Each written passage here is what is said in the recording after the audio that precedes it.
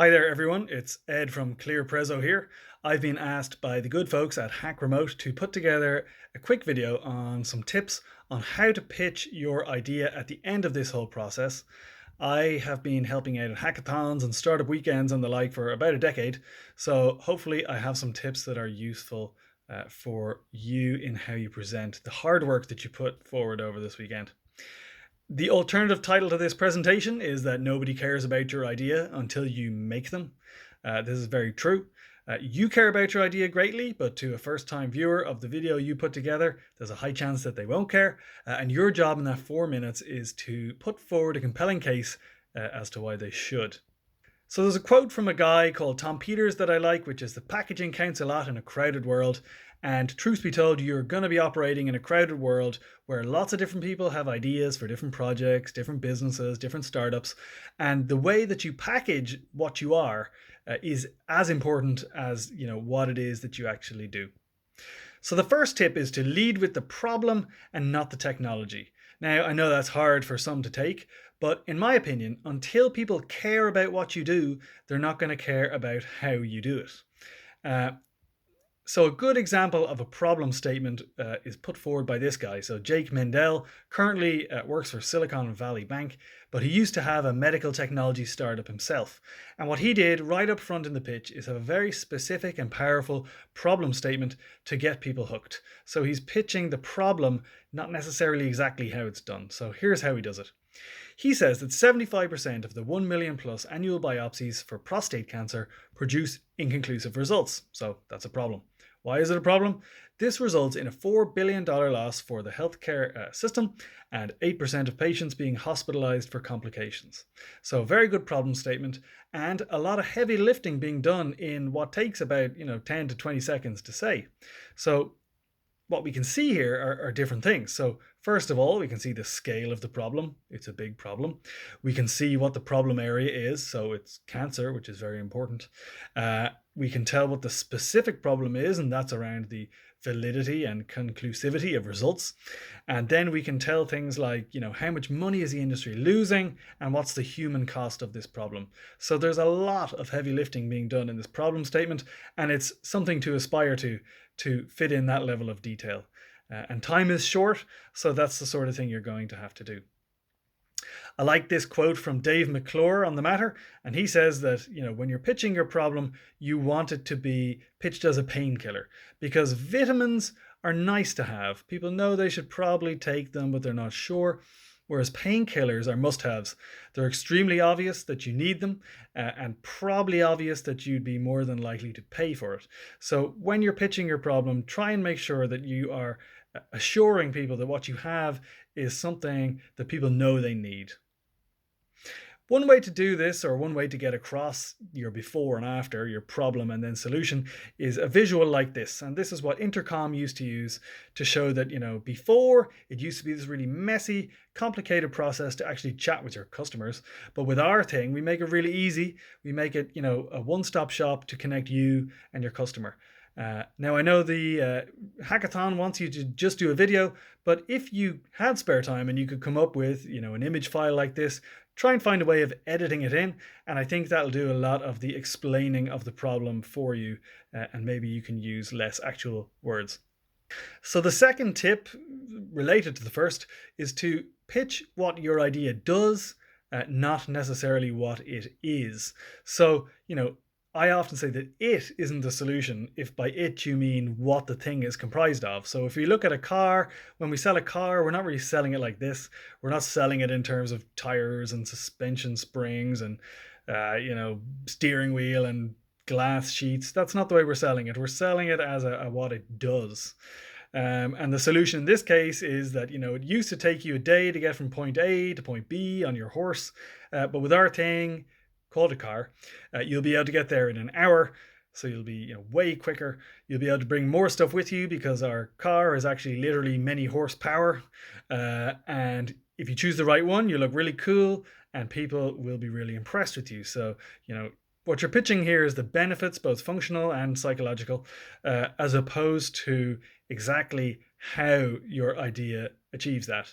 You can go into more detail about how it actually does it maybe in the demo or in a Q&A, but for the purposes of a 4-minute pitch, there's only so much exactly how you can explain.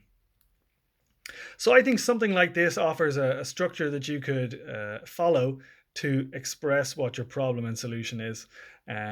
So I think it's something as simple as we help insert target customer, achieve desired outcome benefit by, and then you insert your unique selling point here. So something like that gets across a good deal of information. You would be surprised how many people I see pitch for 4 or 5 minutes and kind of not touch on any of these areas. They'll talk about their team, they'll talk about the market, but by the end of it, they've never really talked about exactly who their customers are. They've never really talked about exactly what specific outcome they can help people achieve.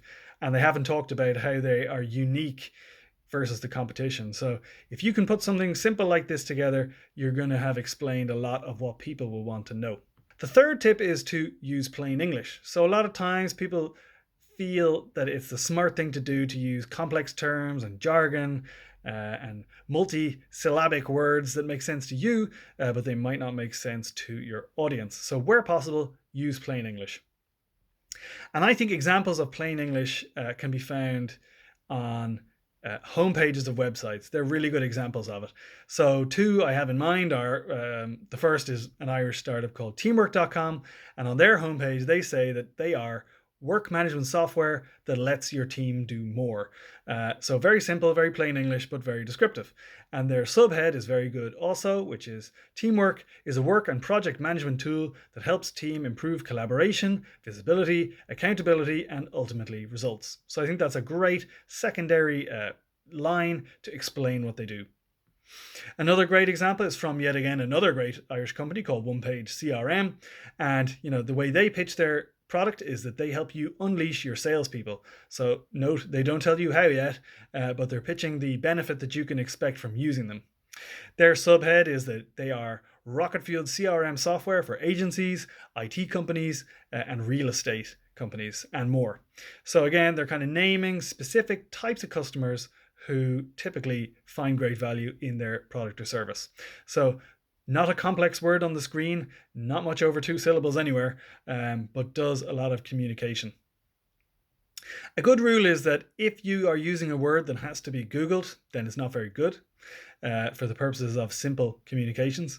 So an example of that, and you might have seen this image going around the internet this week, is the difference between vague language and vivid language, as this person puts it, or I'd probably put it clear and simple language. And we've seen this phrase a lot in the last few weeks and days, which is social distancing. And we hear people saying you must practice social distancing. But the term is very vague, and I don't think people really know exactly what it means. It's a new term that people hadn't heard until a few months ago. And as they say here, it's conceptual. On the other hand, you could use things that are clear and more vivid. So if you want someone to understand something, make it as simple as possible. So in this case, rather than saying practice social distancing, we would say stay at home and shop once a week. Nice and simple, not much ambiguity, and not many ways that someone could misunderstand that. So we're using a known term, it's specific, and it's visual. So just bear in mind, when you're explaining what your product or service is that you're proposing, make sure it's on the more clear end of the scale as opposed to the vague end of the scale. So my fourth and final tip is around validation, a very important stage of the process and ideally done early and often.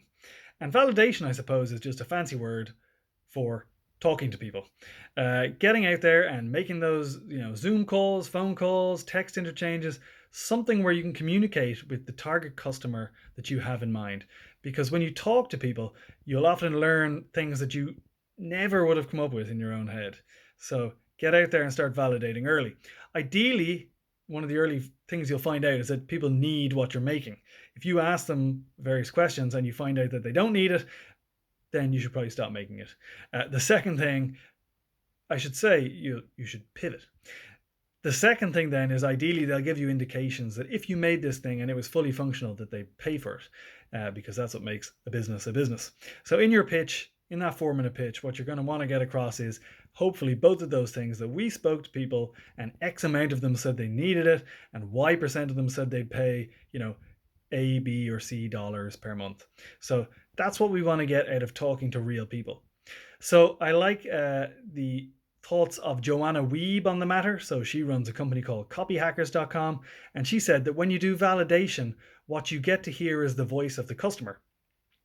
And the voice of the customer helps you do a few things. So firstly, when you hear customers talk very specifically about their problems and the features or services that they like, it can allow you to really tailor what you're making to match those things.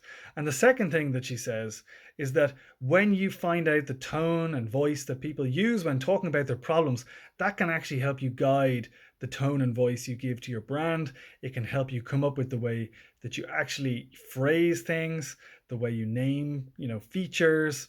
When you hear people's real discussion of their problem, you're going to come up with stuff that you just wouldn't have come up with by yourself.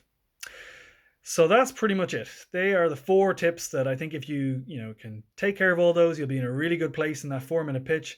To recap, the first tip was to lead with the problem, not the technology. The second tip was to pitch what it does, not what it is. The third tip is to use plain English. And the fourth tip is to validate, validate, validate. So that's all I've got for you. If you enjoyed what you saw today, you might like to follow me on Twitter here at ClearPrezzo. If you have any questions or any need for presentation help down the line, edit ClearPrezzo is the way to get me. And clearprezzo.com. Clearprezzo.com is where you can find my website with some of my work and stuff. Best of luck in the hackathon. I look forward to seeing the videos and seeing how you change the working world.